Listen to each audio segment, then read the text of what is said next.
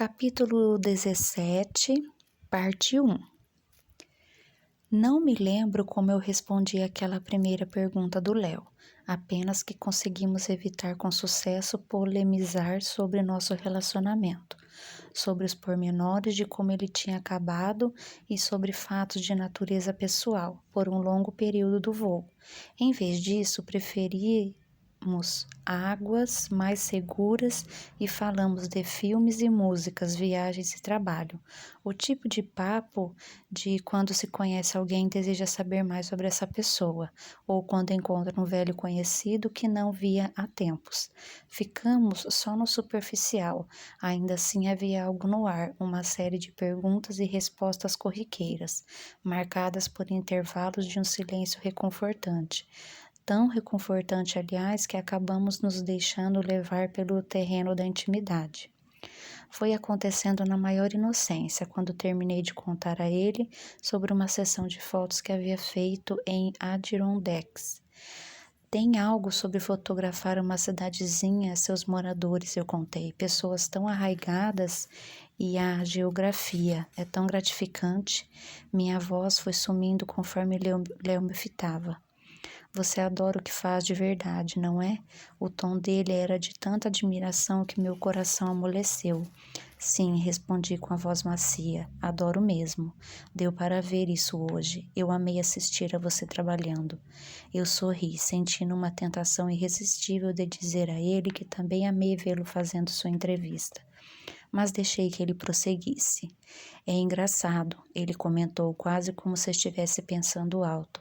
Por um lado, você parece a mesma Ellen que eu conheci, mas em outros aspectos você está tão diferente.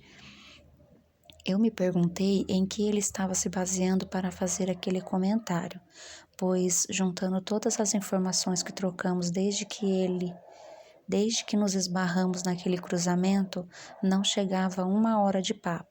Assim, mais uma vez eu me dei conta de que o conceito que ele tinha de Léo também estava mudando, de que eu tinha de Léo estava mudando, e lembrei que não apenas há 2 lados para cada história, como também essas versões evoluem com o tempo. Fiquei observando o Léo tomar um gole de sua tônica com gelo e de repente consegui me enxergar por meio dos olhos dele, antes e naquele momento. 2 retratos constantes tendo a mesma centelha básica. Eu pensei em como eu era, uma garota carente, solitária, órfã de mãe, recém-chegada à cidade grande, lutando para encontrar a própria identidade. Uma identidade outra que não apenas a de sufocante cidade natal. A experiência protegida da faculdade e a simpática melhor amiga. Foi a minha primeira paixão e aquele amor devorador. Com o Léo, parecia ser a resposta a tudo. Ele era tudo o que eu queria me tornar. Apaixonado, espirituoso, forte. E ficando ao lado dele, eu me sentia no mínimo um sobreproduto dessas coisas. Porém, quanto mais eu tentava me aprofundar naquele relacionamento, mais inseguro eu me tornava. Na época pareceu que foi tudo culpa dele, mas naquele momento, olhando para trás, percebi que também tive culpa. Ao menos eu entendia como fui ficando menos atraente para ele. Eu relembrava os comentários que o Léo fazia, a seriedade com que ele se posicionava. Talvez fosse mesmo verdade, mas também percebi que eu não me levava a sério o suficiente e que foi essa combinação letal que tornou o nosso rompimento inevitável. Me agrada pensar que eu evolui um pouco, eu finalmente disse. Eu me lembro quanto ele ficava frustrado com a minha falta de independência, sua irritação com a minha tendência a me acomodar ou optar pelo caminho mais fácil, fosse o trabalho ou na vida em geral. Nós 2 tínhamos ainda a amadurecer. Muito do mundo para conhecer e assimilar sozinhos. Léo observou, confirmando que não era só eu que estava passando a limpo o nosso relacionamento. E então? Perguntei hesitante. hesitante. Você descobriu muita coisa nova? Algumas, mas a vida é uma longa jornada, sabe? Eu assenti, pensando em minha mãe, quando se tem sorte de viver uma vida longa. Depois de alguns instantes, eu me dei conta de que, pela primeira vez desde que o conheci naquele corpo de jurados, eu não conseguia definir com clareza o que ele tinha representado para mim. Ele não era mais o homem dos meus sonhos e que certa vez coloquei em um pedestal, nem era o vilão que Margot tinha se esmerado tanto para demonizar, nem se encaixava em nenhuma categoria parecida. Ele simplesmente não era o cara certo para mim na época, nem mais nem menos que isso. Você deve estar exausta, Léo disse, depois de um longo silêncio. Vou deixar você dormir um pouco. Não, tudo bem, vamos conversar mais um pouco? Eu consegui captar a satisfação do Léo no tom de sua voz ao me responder. Você sempre costumava falar isso. Uma dezena de coisas veio à minha mente naquele instante, todas inapropriadas, e quase acabei falando metade delas sem pensar. Mas em vez disso, mudei de assunto e fiz a pergunta que estava morrendo de vontade de fazer desde que o reencontrei naquele cruzamento. Conta pra mim. Você está com alguém? Eu mantive uma expressão passiva, embora estivesse me roendo por dentro, aguardando pela resposta, sentindo um surto de ciúmes que eu desesperadamente lutava para não sentir. Mas quando ele assentiu com a cabeça, senti um alívio enorme, embora já me vinha à cabeça uma beleza escultural, falando com algum sotaque estrangeiro, com uma inteligência cativante e um temperamento terrivelmente irresistível. O tipo de diva em que os compositores se inspiravam para compor músicas como Femme Fatale. Imaginei que ela era do tipo que tinha brevet e que bebia doses e doses de tequila com os rapazes, e ao mesmo tempo tricotava suéteres para o Léo e cozinhava com pelo menos 3 variedades de azeite de oliva. Ela devia ser esbelta, esguia, e ficava tão linda em uma camisola de renda quanto vestindo uma camiseta de alcinha branca e uma cueca samba-canção dele. Que ótimo, eu disse, exagerando um pouco no entusiasmo. Você está... É sério? Acho que sim, já estamos juntos faz alguns anos. Então, ele me surpreendeu e tirou da carteira do bolso traseiro para pegar uma foto dela e me mostrar. Eu não podia imaginar que ele era do tipo que andava com a fotografia da namorada na carteira. Quem diria ficar mostrando a foto por aí? E o choque foi ainda maior quando acendi a luz e vi uma loira bem sem graça, posando ao lado de um cacto maior que ela. Como ela se chama? Eu perguntei, notando os braços bem torneados e bronzeados, o cabelo curtinho e sorriso largo. Carol. Eu repeti esse nome em silêncio, achando que ela se parecia exatamente com uma Carol, do tipo saudável, acessível.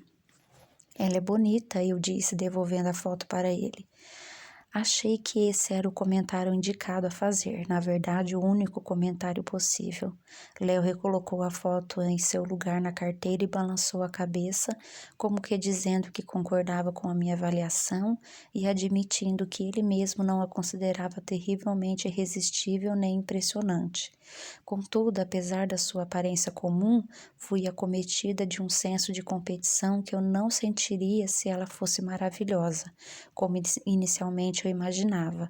Uma coisa é ser trocada por uma Angelina Jolie, da outra vida.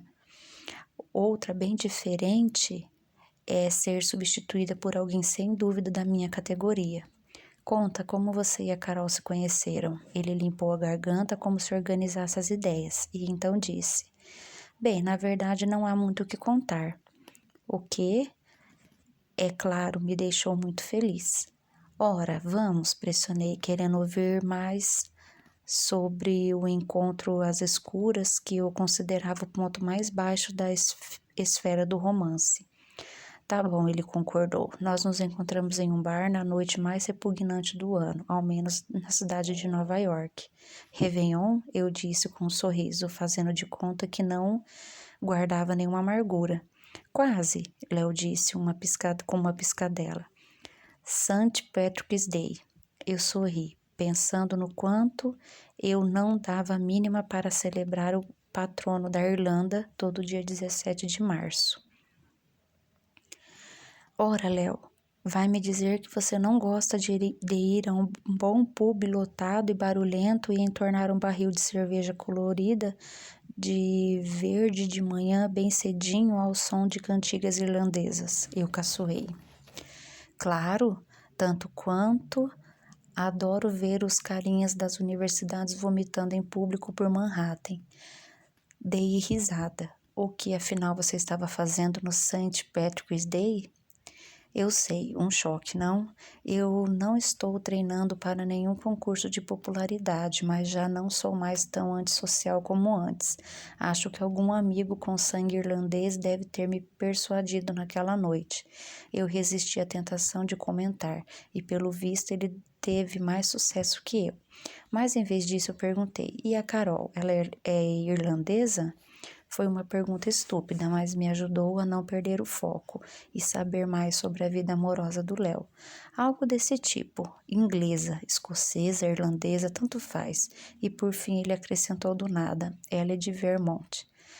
Eu forcei um sorriso agradável enquanto me retorcia toda por dentro, ao imaginar a tal da Carol abrindo a porta do celeiro da propriedade da sua família em um dia fresco de outono, demonstrando toda orgulhosa para o namorado da cidade grande como tirar leite de uma vaca.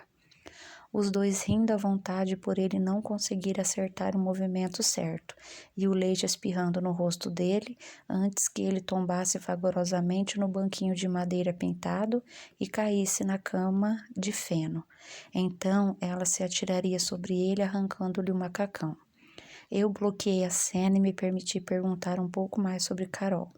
O que ela faz, no que ela trabalha? Ela é cientista, ele contou. É pesquisadora da Universidade Columbia. Ela estuda arritmia cardíaca. Uau, murmurei impressionada, do mesmo jeito que todas as pessoas que usam mais o lado direito do cérebro se sentem em relação às que usam mais o lado esquerdo e vice-versa. É verdade, ele concordou. Ela é um gênio. Eu olhei para ele esperando por mais, mas estava claro que ele já tinha dito tudo sobre a Carol. Em vez disso, ele cruzou as pernas e disse com o que parecia ser um sopro de ar fresco deliberado. Sua vez, agora me conte um pouco sobre o Andy. Essa era uma pergunta difícil de responder, mesmo se eu não estivesse conversando com um ex. Então eu sorri e disse: sei que você é repórter e adora perguntas abrangentes, mas não pode ser mais específico? O que você quer saber? Certo, algo mais específico. Vejamos, ele gosta de jogo de tabuleiro? Eu dei risada ao lembrar que Léo jamais se entreteria em um jogo de tabuleiro comigo. Sim, ele gosta.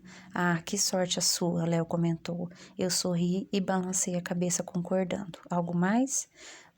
Ele passa sem café de manhã ou essa é a refeição mais importante do dia para ele?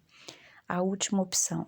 Léo balançou a cabeça como se estivesse fazendo uma anotação mental e seguiu perguntando: ele acredita em Deus? Sim, eu respondi, e em Jesus também. Muito bem, e ele se põe a conversar com estranhos em aviões?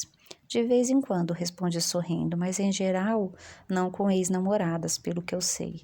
Léo me olhou de lado, encabulado, mas não mordeu a isca. Em vez disso, ele suspirou sonoramente e disse: certo, que tal essa aqui? O seu marido fica mesmo verdadeiramente surpreso quando ele abre uma Coca-Cola e descobre que macacos me mordam. Ele não tirou a tampinha premiada? Eu dei risada. Essa foi engraçada, Léo, e a resposta é sim. Ele é um eterno otimista. Então vejamos, parece que você encontrou um cara gente boa, jogador de damas, comedor de sucrilhos, temente a Deus, do tipo que acredita na metade cheia do copo.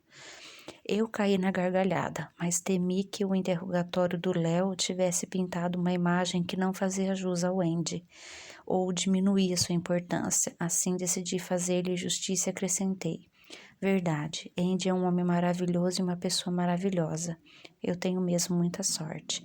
Léo se virou em em seu assento e olhou para mim com um sorriso meio apagado.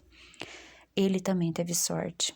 Obrigada, eu agradeci, enrubescida. É verdade, ele insistiu. Ellen, eu não sei como pude te perder. Eu dei um sorriso encabulado enquanto pensava, maravilhada como um comentário tão simples como aquele podia ser tão acalentador, excitante e desconcertante ao mesmo tempo. E a coisa piorou ainda mais e melhorou também quando Léo reclinou seu encosto e colocou o braço ao lado do meu no descanso do assento, de forma que ficamos pele com pele, do cotovelo até o pulso. Eu fechei meus olhos, inspirei o ar e senti um rastro de calor e energia que me faziam perder o fôlego. É a mesma sensação de querer tanto uma coisa que acaba virando uma necessidade, e aquela necessidade estava acabando comigo. Eu me forcei a tirar o meu braço, ciente do quanto era importante fazer a coisa certa. Podia ouvir o grito na minha cabeça. Sou recém-casada e amo meu marido, mas de nada adiantou. Eu literalmente não conseguia me convencer a recuar, simplesmente não conseguia. Em vez disso, reclinei meu encosto para ficar nivelado com o dele e curvei meus dedos na esperança que ele os tocasse, e foi o que aconteceu. A princípio, de relance, nossos dedinhos quase se encostando. Depois, um sobrepondo ligeiramente o outro, então um pouco mais e ainda mais, como se uma onda os puxasse um na direção do outro sobre mim. Tentei imaginar se ele ainda estava me olhando em meio à penumbra da cabine, mas não abri os olhos para tirar a dúvida, na esperança de a escuridão amenizar a minha culpa, tornando o que estava fazendo um pouco menos real. Porém, o efeito foi exatamente o contrário. Tudo pareceu ainda mais real, mais intenso, pois sempre exacerbamos um dos sentidos quando nos privamos de outro. O tempo passou, mas nenhum de nós disse nenhuma palavra enquanto a mão de Léo encobria totalmente a minha mão. O peso e o calor daquela mão eram os mesmos daquela vez na lanchonete em Nova York, no dia que deu origem a tudo aquilo. Mas o gesto naquele momento tinha um sentido completamente diferente. Aquele contato não era um acaso no meio de um diálogo. Ele era o próprio diálogo e era também um convite que eu aceitei como um movimento lânguido, virando a minha palma para cima, contra a dele, e então estávamos oficialmente de mãos dadas. Tentei me convencer de que aquele era o mais inocente dos atos. Namorados da pré-escola se dão as mãos, pais e filhos se dão as mãos, amigos se dão as mãos. Mas não assim, nunca daquele jeito. Eu ouvia o som da respiração dele, seu rosto próximo ao meu e os nossos dedos enroscados, entrelaçados, atados. E assim seguimos para o leste. Acabamos deixando-nos levar, suspensos nos céus, juntos, antes que fossem tarde demais.